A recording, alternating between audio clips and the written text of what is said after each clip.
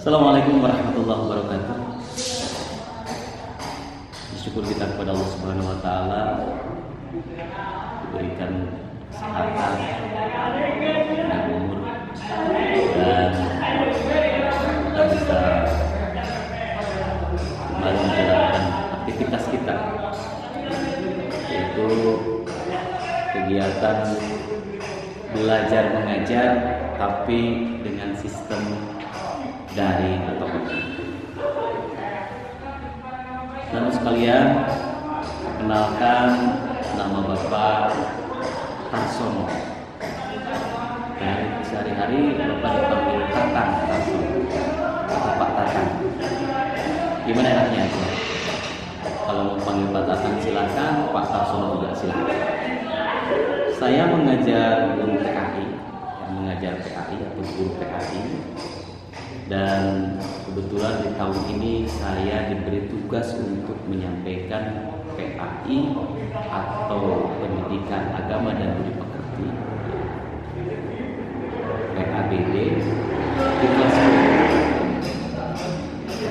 10. Banyak hal yang akan kita bahas di pembelajaran kelas 10 ini. Tapi saya ingin sampaikan beberapa yang sangat penting. Yang pertama, aspek yang akan diajarkan dalam mata pelajaran PAI adalah aspek akidah. Kita sama-sama tahu akidah itu adalah keyakinan, keimanan kepada Allah Subhanahu wa taala.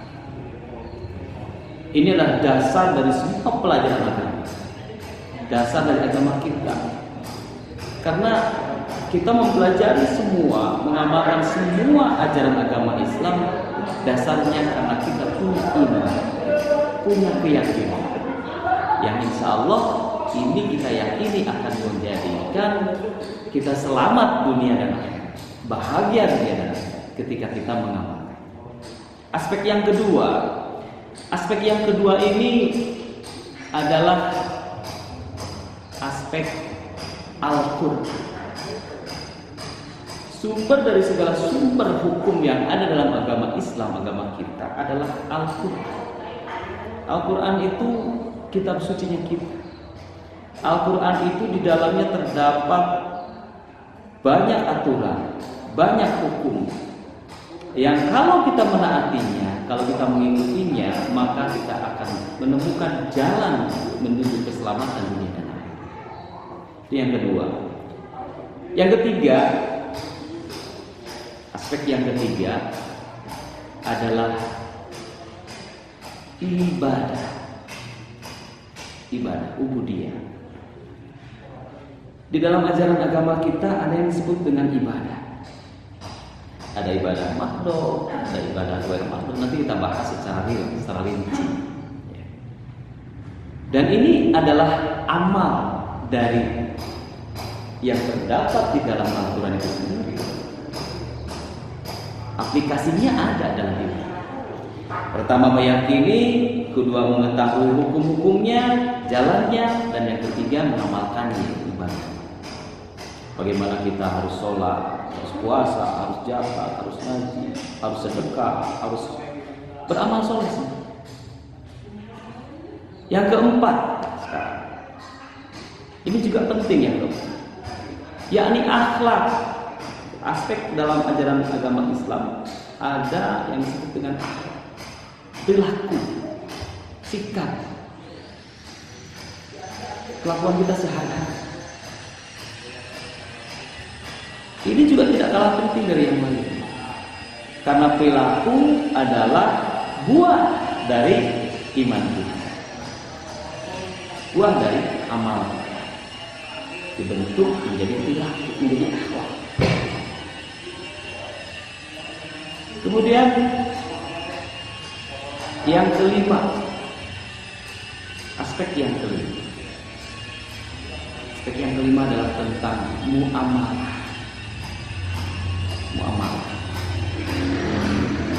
Kalau dalam bahasa Inggrisnya, what the meaning is muamalah? Apa itu muamalah? Muamalah ini adalah salah satu hukum Islam, ilmu dalam ajaran Islam yang sekarang banyak disepelekan oleh orang Islam itu sendiri. Maka saya akan ajarkan kepada anak sekalian, muamalah itu adalah ilmu yang membahas tentang tata cara kita bersosial, tata cara kita berbisnis, usaha, nyari kerjaan, dagang, jual beli, usaha jasa, dan lain sebagainya. Karena Islam itu bukan agama yang hanya mengatur tentang sholat, mengatur tentang ibadah, tapi mengatur tentang seluruh aspek kehidupan kita. Supaya apa? Supaya hidup kita tertib, supaya hidup kita selamat, supaya kita bisa menemukan jalan yang menuju surga. Muamalah ini. Kemudian yang terakhir, yang keenam, yaitu aspek sejarah. Semua orang belajar dari pengalaman, dan pengalaman yang ditulis adalah sejarah. Seperti Al-Quran, di dalamnya terdapat banyak sejarah. Sejarah tentang para nabi, sejarah tentang raja-raja yang zalim, sejarah tentang orang-orang yang soleh. Kenapa kita belajar sejarah? Karena di dalam sejarah ada yang bisa diteladani. Karena di dalam sejarah ada banyak pelajaran hidup. Makanya belajar sejarah. Kemudian anak-anakku sekalian, dalam pelajaran agama ini saya ingin menyampaikan beberapa buah pesan.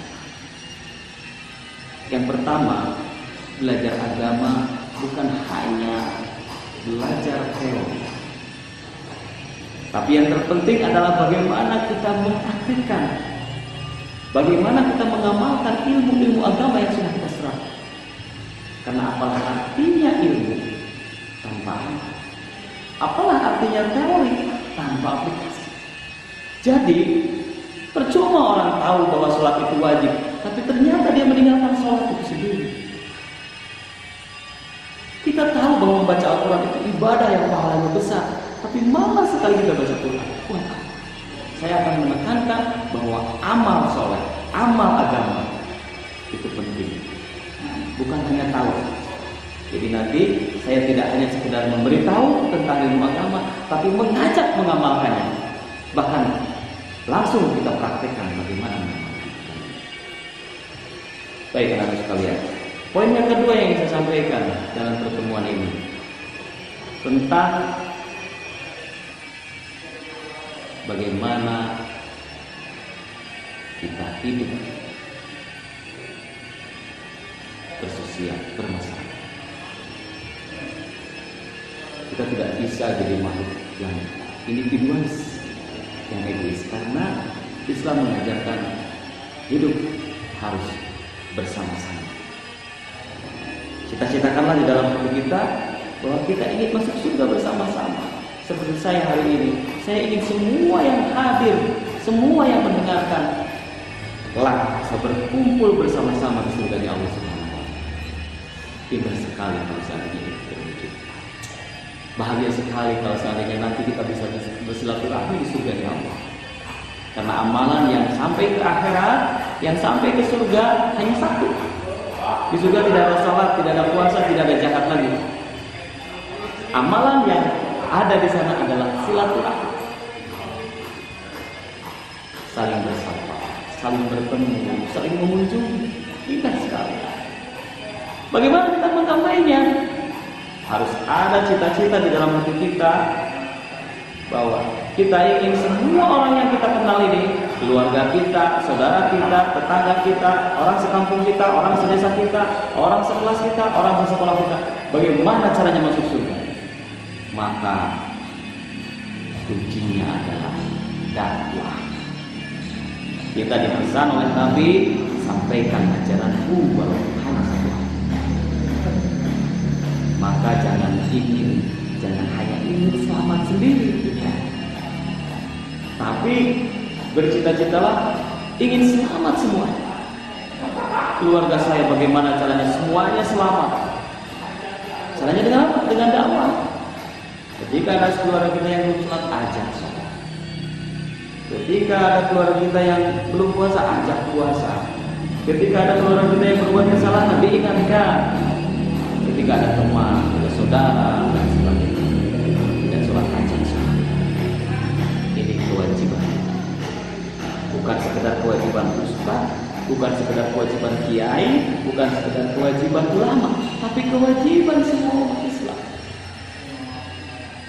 Karena Allah tidak menyukai orang yang hanya ingin selamat sendiri.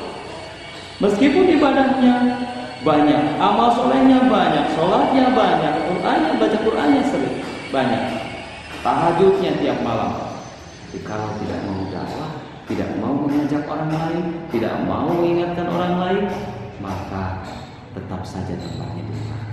Nauzubillah. Anak-anak sekalian,